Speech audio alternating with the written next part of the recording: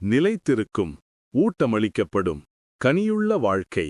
திருவிவிலியத்தில் காணப்படும் அழகான வாக்குத்தத்தங்களில் ஒன்று சங்கீதம் 1:3 உள்ளது. அவன் நீரோடைகளின் அருகில் நட்ட மரம் போல தன் காலத்தில் கனிகளை காய்க்கிறான்.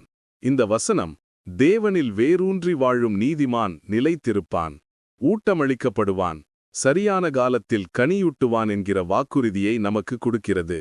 நீரோடையின் அருகில் நட்ட மரம் எப்போதும் பசுமையாக இருக்கும்.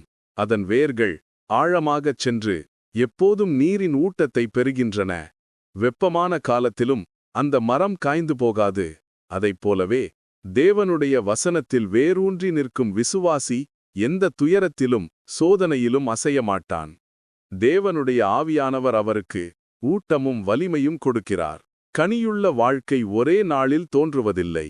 மரம் வளர்ந்து பழம் காய்க்க நேரம் எடுப்பது போல தேவனும் நம்முடைய வாழ்க்கையில் படிப்படியாக செய்கிறார். நம்முடைய அவசரத்தில் உடனே பலனை பெற விரும்பினாலும் அவர் தனது நேரத்தின்படி நம்மை ஆசிர்வதிக்கிறார். சரியான காலத்தில் நமது வாழ்க்கை தேவனுடைய மகிமைக்காக கனிகளைத் தரும். தேவனுடைய ஆவியின் ஊட்டமின்றி வாழ்க்கை வறண்டு போய்விடும்.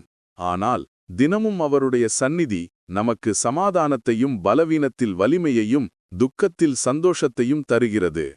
தேவனில் வேரூன்றி நிற்கும்போது மட்டுமே நிலைத்திருக்கும் வாழ்வும், ஊட்டமளிக்கப்படும் மனமும், கனியுள்ள வாழ்க்கையும் நமக்கு கிடைக்கும்.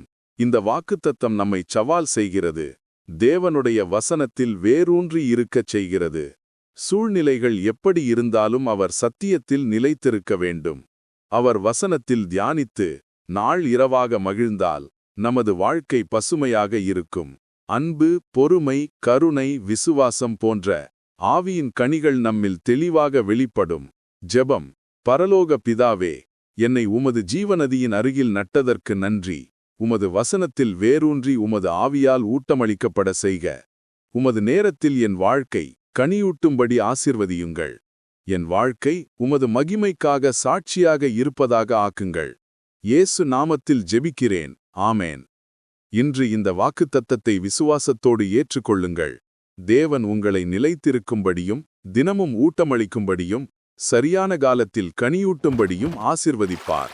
அவரில் வேரூன்றி நிற்கும் ஒருவர் எப்போதும் ஆசிர்வதிக்கப்பட்டவனாக இருப்பார்.